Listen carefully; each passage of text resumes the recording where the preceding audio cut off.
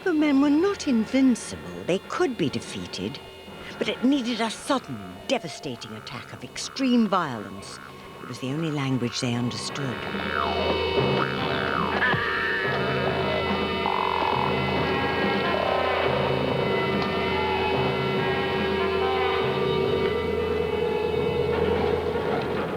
Will cost you your life.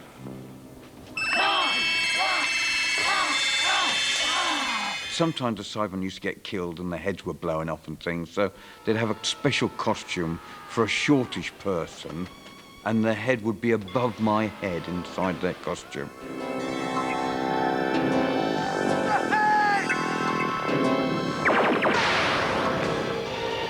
What are they?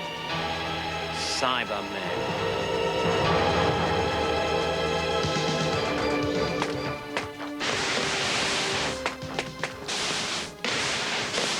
Eradicate them. The Cybermen came back, stronger and more determined. But they had a weakness for gold. Primitive arrows tipped in the precious metal could kill. And so could modern laser guns. The silver tide was driven back. For now.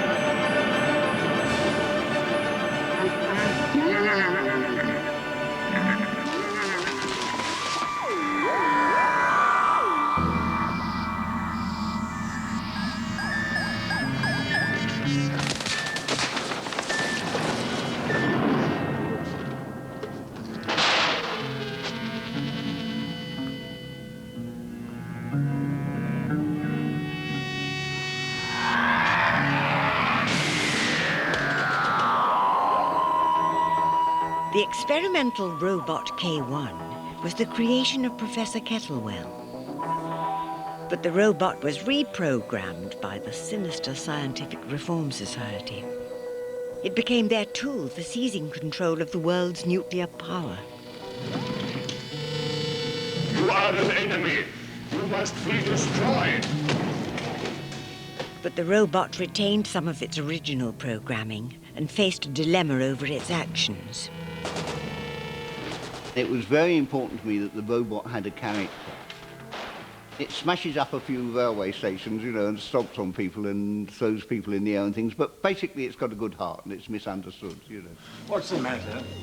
I have been given orders that conflict with my prime directive. Oh, no. I do not understand. Help me.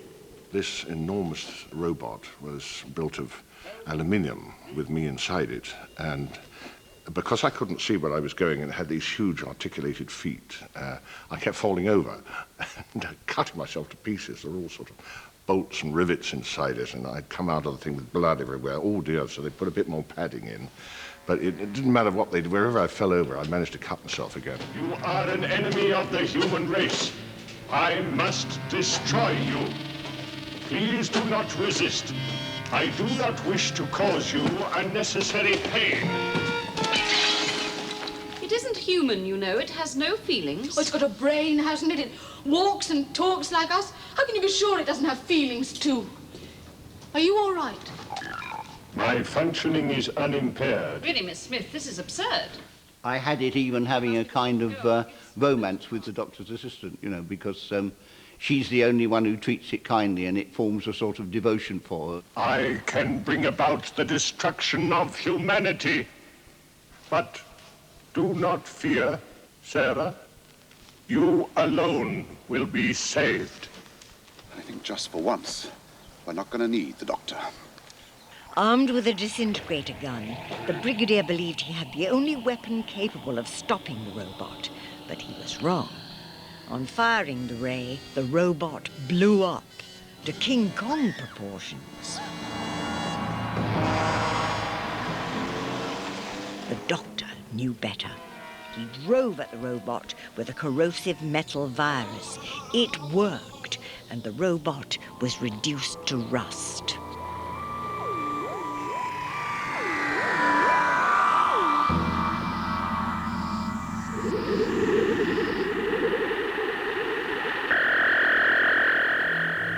She must answer some questions first. Why are they afraid?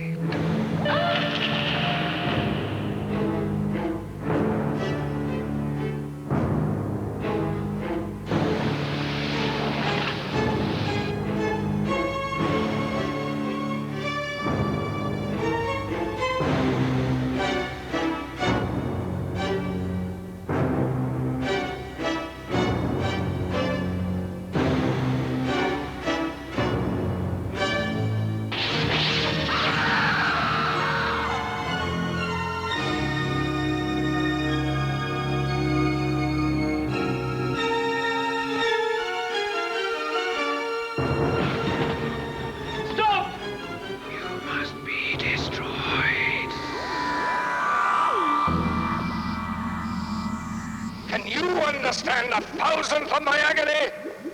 I, Morbius, who once led the High Council of the Time Lords and dreamed the greatest dreams in history, now reduced to this, to a condition where I envy a vegetable. Morbius should really be dead. He is a renegade Time Lord from Gallifrey. He was executed by his own people for his heinous crimes. But his brain survived and was rescued by the fanatical scientist Solon.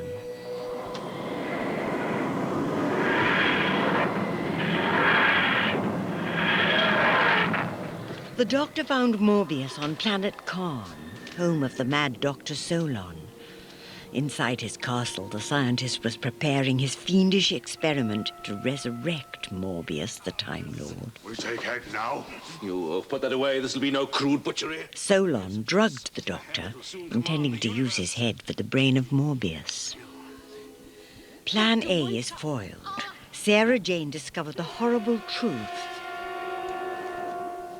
A Frankenstein body made from the remains of dead aliens. Solon had a plan B for the head of Morbius.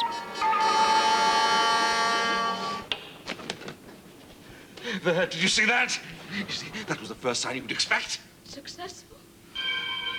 The costume designer would have to literally sew you up completely in this costume that was very, very thick latex rubber.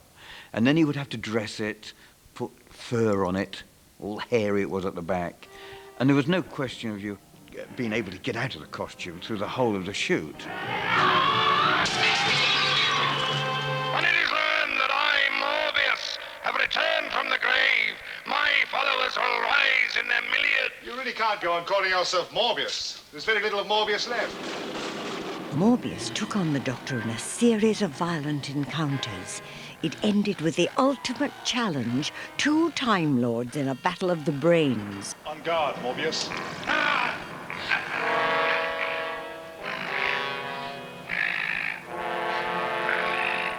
At the end of it, I had to be attacked by these nuns, flailing these lighted torches near a cliff. And we had to do quite a spectacular fall in this costume with this huge goldfish bowl head. Being a gymnast, I was able to get pushed over the cliff, do a complete somersault, and land in a layer of boxes.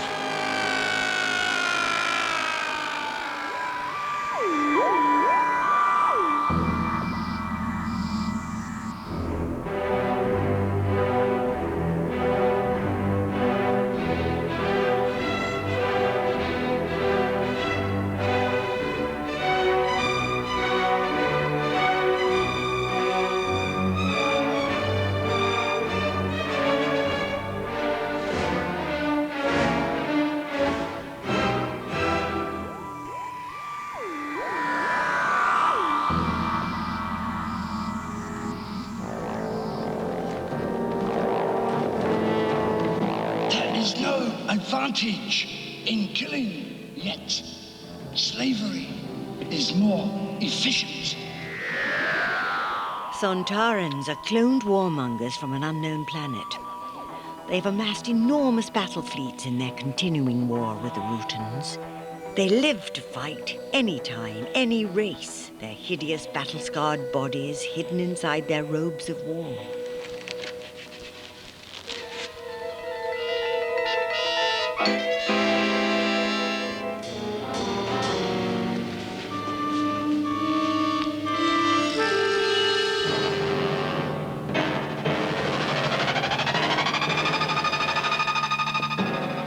There was this idea that we would have an alien who would take his helmet off, and the head inside, under the helmet, would almost be exactly the same size as the helmet. The female of the species.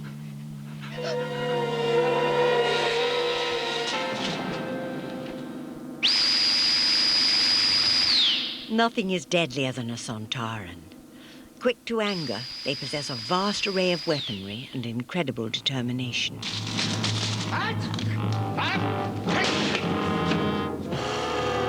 Unspeakable abomination. Words, Earthling, will never prevail against Sontaran might. Because the costumes were quite fragile, we used to have to devise these stunts in a special way, but shoot it in such a way that it didn't actually touch me, otherwise I'd have torn the costume to bits.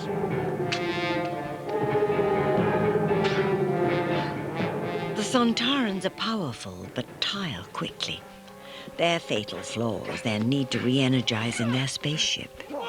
Every species has its own weakness, Lynx. For instance, you can only be stunned by a blow on the probic vent. That small hole at the back of your neck.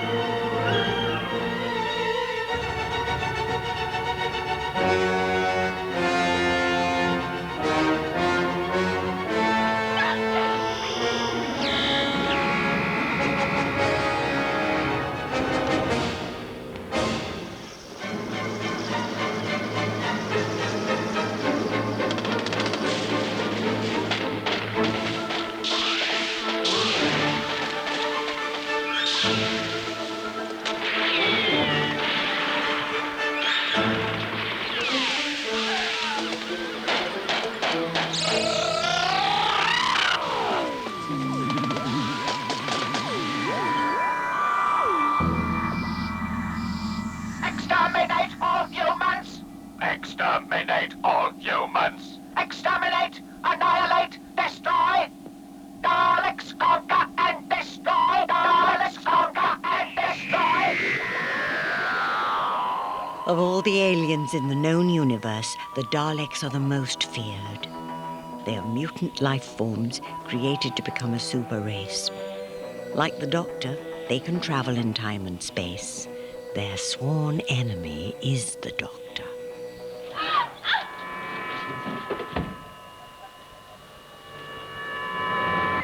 Their first epic encounter was on Skaro, the planet where the Daleks were created.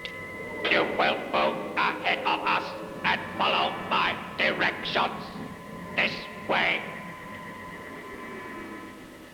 Help me! Kill him!